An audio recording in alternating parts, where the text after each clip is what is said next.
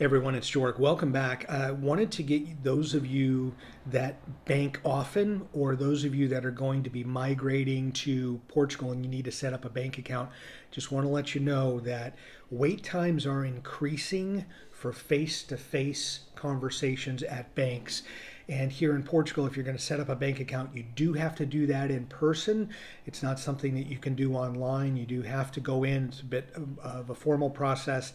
It can take an hour and a half to 3 hours, depending on what your situation is and what documents you have, to be able to set up your bank account. And as most of the world is trying to get rid of, I'll say, face to face banking, and they want it all to be done through an ATM. This is something that it's not just a Portuguese thing. Even in the United States, when I go, I think sometimes the intent is to try to get you to do it online or ATM. If you have to come in and you have to speak to someone, then that's like the worst case scenario.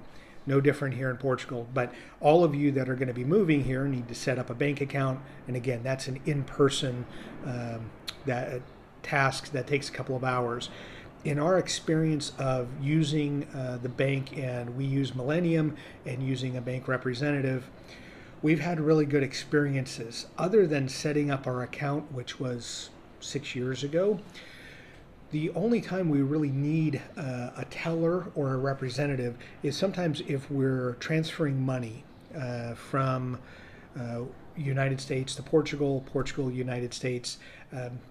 That's not always able to be done online, so we have to go in and speak to the representative about that. Thankfully, there haven't been many issues that have come up. Frankly, there haven't been any in our case to require us to keep using a representative. But I can tell you, each time that we go, there is a line, and all of the booths for a representative are full. People having disputes or issues or doubts, questions about what's going on, charges that they're disagreeing with, and you have to see someone in person.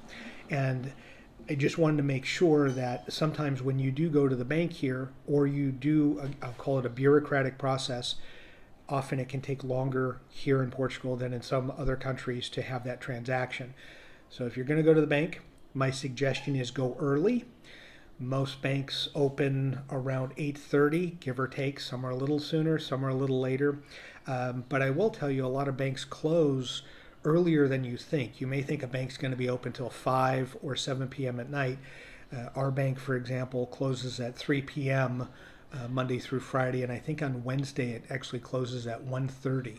So it's limited in when you can get face-to-face interaction. But just want to make sure that you're aware of it and you know what's going on. So if you're moving here and you think that you're going to be able to get in right away and see someone, that's not always the case. So just as a reminder, and again, it's not something necessarily new, but it is something that more banks around the world seem to be wanting all of us to just go online or use an ATM and not have any people involved.